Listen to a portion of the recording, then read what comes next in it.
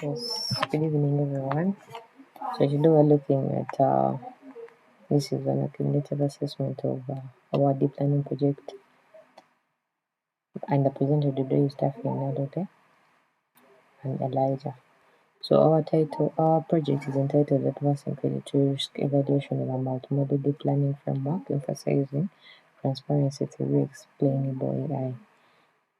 So first and foremost, what inspired us to do is when we went and did our research, we realized that yes, people have done credit risk scoring, people have done multimodal deep learning, people have done explainable AI, but people haven't done risk evaluation with multimodal deep learning, emphasizing explainable AI. That's why we went for this project. So moving on to the models that we used in the study, given that this is a multimodal, we developed a CNN, a GNN, a graph neural network, a convolution neural network, a long short-term memory model, an RBM model, the autoencoder model, the multi-layer perceptron model, and a hybrid model, which this is in the first assessment that we did, and the later one we did was LSTM and autoencoder. The MLP model, it has a complex structure with multiple layers, kind of like a stacked network. By stacked, I mean it's like piling up books on a table, one on top of the other. That is what we mean by a stack. Then the model has two hidden layers. The first layer comprises of 100 neurons, while the second layer comprises of 50 neurons. So during the training processes, to optimize our model, we used the Adam optimization algorithm that took up 500 iterations to refine the model's parameters. And before the training phase, of course, the data went through data preprocessing, that is standardization, through scaling, which ensured that each feature contributes equally to the model. Then moving on to the long short-term memory model, the initial step was standardizing as well. After standardizing, we scaled the data. The it was reshaped into a three-dimensional format tailored specifically for the LCTM processing model. Then the model comprises of two layers, one each consisting of 50 units. The first one returns full sequences, while the second one doesn't return any sequences. Thereafter, the model was compiled with the Adam optimizer. We say the Adam optimizer is the one that we're going to use for optimizing our different models. And for the LCTM specifically, we used also a binary cross entropy loss function. Moving on to the RBM model, the RBM it was configured with 100 components, its learning rate was about 0.01, and it was set to iterate 100 times. So those representations that were developed alongside were used as the input to the logistic regression model. And the logistic regression model was fine-tuned to run for 1,000 iterations, serving to map those enriched features to the target variable, which is credibility. So the entire process was encapsulated within a pipeline, ensuring a seamless flow from feature transformation to the classification with the logistic regression.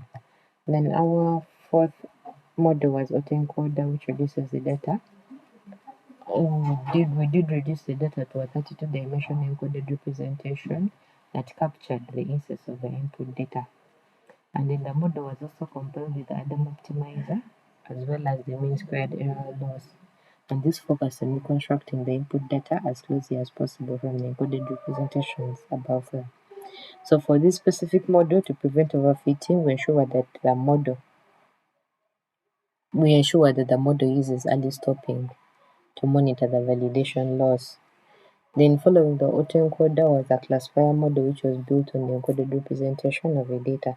And this predicted a credit worthiness, which is being good or bad, using a single dense layer and single read activation. And our last model was the hybrid model, which is LCTM and autoencoder. This was why did we choose this? Because initially we had done a hybrid of MLP and RBM, so we decided to try another hybrid. How will it look like? Or what are the effects of doing an LCTM versus autoencoder. So we integrated an encoder for the tabular data with LCTM for sequential data, and that aimed at strengthening the in-house credit scoring accuracy.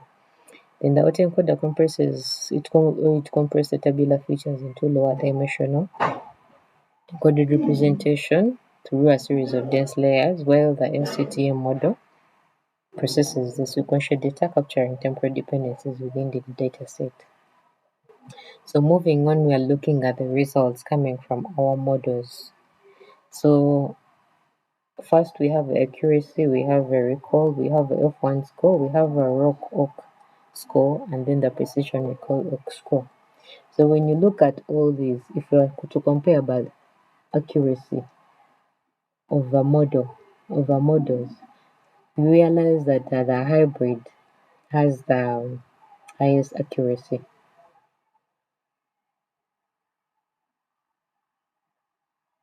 And if we're using accuracy, I mean, yes, we would go for the accuracy. Then for recall, which predicts the false positives. This also had the hybrid also had the highest score. And for F1 as well, and the for the rock oak score, I think LCTM beat it at this, but it came second. Then the precision recall, that is balancing the classes, it had the lowest. Yes, so I think this is a future recommendation, a future work for anyone out there, for any researcher who would be interested in building on top of our work. Thank you.